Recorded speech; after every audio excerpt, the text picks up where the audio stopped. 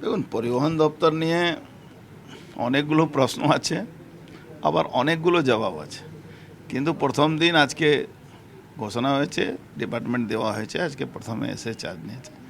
এখন আপনাদের যাওয়ার পরে অধিকারীদের সঙ্গে বসে কথা বলবো। এমনি পরিবহন দপ্তরের ব্যাপারে এই বিগত সরকার যা করে গেছে, মানুষের অনেক বিরূপ প্রতিক্রিয়া আছে। বামফ্রন্ট থেকে তৃণমূল অবধি প্রতিক্রিয়া ভালো নয়। রাস্তায় বাস নেই, এইগুলো সমস্যাটা অধিকারীরা বলতে পারবেন। আমি আজকে বসবো, তারপরে আপডেট করব। কেন কাজ করতে মাননীয় মুখ্যমন্ত্রী এখানে পাঠিয়েছেন, কাজ দেখার জন্য পাঠিয়েছেন, আবার কাজ করাবার জন্য পাঠিয়েছেন। ডাবল ইঞ্জিনের সরকার আছে, সমস্যা কিছু হবে না। 3 মাসে একটা রোড ম্যাপ তৈরি করতে হবে। সেই রোড ম্যাপ নিয়ে এই ফার্স্ট যেটা সবার সবথেকে বেশি যে চাহিদা, কি সরকারি বাস রাস্তায় উধাও হয়ে গেছে, এটাকে কিভাবে ফুলফিল করা যায়, কিভাবে যেটা প্রধানমন্ত্রীর স্বপ্ন আছে ইলেকট্রিক বাস নিয়ে সবটা নিয়ে একটা বড় কাজ, বড় দায়িত্ব। আপনি দীর্ঘদিন ধরে বিধায়ক ছিলেন এর আগেও, এবং এই পরিবহন ডিপার্টমেন্টে এর আগে সুভাষ চক্রবর্তী সিপিএম আমলে, তারপর মদন মিত্র, অনেক এখানে মন্ত্রী ছিলেন। কতটা চ্যালেঞ্জিং অর্জুনদা এই ডিপার্টমেন্টে? দেখুন, কাজ করার লোকের কাছে কোনো চ্যালেঞ্জ থাকে না, কাজ না করার জন্য সবই চ্যালেঞ্জ আছে। তো ডিপার্টমেন্ট সুভাষবাবুর সময়ে আমি একটা বড় প্রশ্ন করেছিলাম, সেটা পরে বলবো। দেখি এই প্রশ্নের উত্তর এখানে খুঁজবো, কেন সেই সময় আমার কাছে সেই প্রশ্ন ছিল, সেই প্রশ্নের জবাব তখন কিন্তু পাইনি। আজকে ডিপার্টমেন্টের পৌঁছে মন্ত্রী হয়ে সেই জবাবটা খুঁজবো। বাসের আকার নিয়ে প্রচুর প্রশ্ন রয়েছে, বাসের আকার নিয়ে, সেইটা কি বলবেন? এত বাস সব থেকে বড় প্রশ্ন। আমরা যখন প্রচারে যাই তখন বিশেষ করে সিনিয়র সিটিজেন আর মাতৃশক্তি এই প্রশ্নটা বারবার করতো, সরকারি বাসটা কোথায়।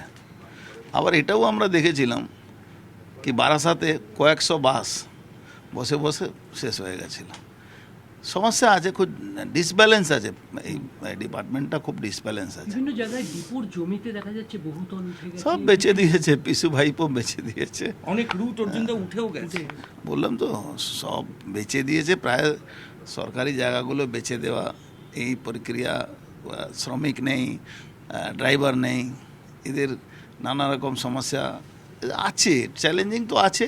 বাট আমার মনে হচ্ছে কাজ করলে চ্যালেঞ্জটা মিটে যাবে। এই যে সরকারি জমি যেগুলো বেচে দেওয়া হয়েছে, তাতে তো এক্সটেনশন কিছু করা যাবে না, মানে এই ফাইলগুলো কি আপনারা খতিয়ে দেখবেন?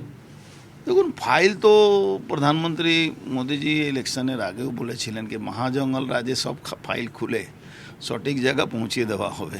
তো তার উপরেও তো আমাদের কাজ হবে, কাজ অনেক আছে, কাজের মাধ্যমে আপনাদের সঙ্গে রোজই একটা শেষ প্রশ্ন দাদা, যে যাত্রী পরিষেবা, যাত্রীদের স্বচ্ছন্দ, এই বিষয়টা মাথায় রেখে কিছু ভাবছেন? দেখুন, যাত্রী পরিষেবা বাসই নেই, বাস চলেই না। আগে বাসটা তো চালাই, তারপরে ড্রাইভারের অসুবিধা, মানে তেল বিক্রি হয়ে যায়, পাম্প থেকে তেলই থাকে না, তো আছে সমস্যা। আমরা তো গ্রাউন্ড জিরো থেকে পলিটিক্সটা করেছি, আমরা এসব জানি কোথায় কি সমস্যা আছে, ধরতে অসুবিধা হবে না। মহিলাদের সংখ্যাও তো বেড়েছে। দেখুন, আমি দুটোই বেশিরভাগ লেবার কম্পোনেন্ট আছে। লেবার ডিপার্টমেন্টও তো আমি লেবার ইউনিয়ন থেকে উঠে আসা মানুষ, তো ওইটা নিয়ে খুব সমস্যা হবে না। জুট ইন্ডাস্ট্রি, টি গার্ডেন, এইসব নিয়ে সমস্যা আছে। বেসিক সমস্যার কাছে বিগত 2 গভর্নমেন্ট এই ইন্ডাস্ট্রিকে ধ্বংস করেছে। একটু যদি বুদ্ধি করে চলতো, তাদেরও কি আছে প্রবলেম, কি জুট ইন্ডাস্ট্রি বা টি ইন্ডাস্ট্রি ব্যাপারে জানার লোকও নেই, তাদের কাছে ছিল না। অর্জুনদা, মুখ্যমন্ত্রীর সিদ্ধান্তে তো মহিলা যাত্রীর সংখ্যা অনেকটাই বেড়েছে, এইটা কতটা সাফল্য আপনাদের কাছে? মহিলা যাত্রীদের সরকারি বাসে ফ্রি হয়ে গেছে। এটা একটা মেকানিজম তৈরি করবে সরকার। আমাদের মাননীয় মুখ্যমন্ত্রী তো ট্রান্সপোর্ট ডিপার্টমেন্ট চালিয়েছেন, উনি জানেন, উনি আমাদের গাইড করবেন আমার মনে হচ্ছে।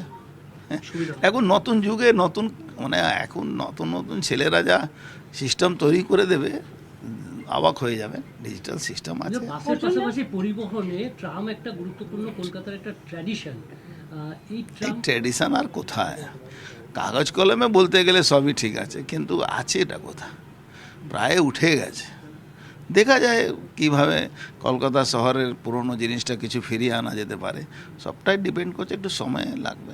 পর্যন্ত এতকাল আপনি শুধু ব্যারাকপুরের মানুষের জন্য দায় দায়িত্ব সেরেছেন, এখন গোটা পশ্চিমবঙ্গের এই দপ্তরগুলোর দায়িত্ব আপনার কাছে। দেখুন, সাংগঠনিক ব্যবস্থার মধ্যে পার্টির আমরা সব জায়গায় বাংলা মানে কাজ করেছি, কিন্তু সরকারিভাবে এই প্রথমবার সুযোগ পেয়েছি, সেটা করতে হবে। চ্যালেঞ্জ আছে, বাট করতে হবে।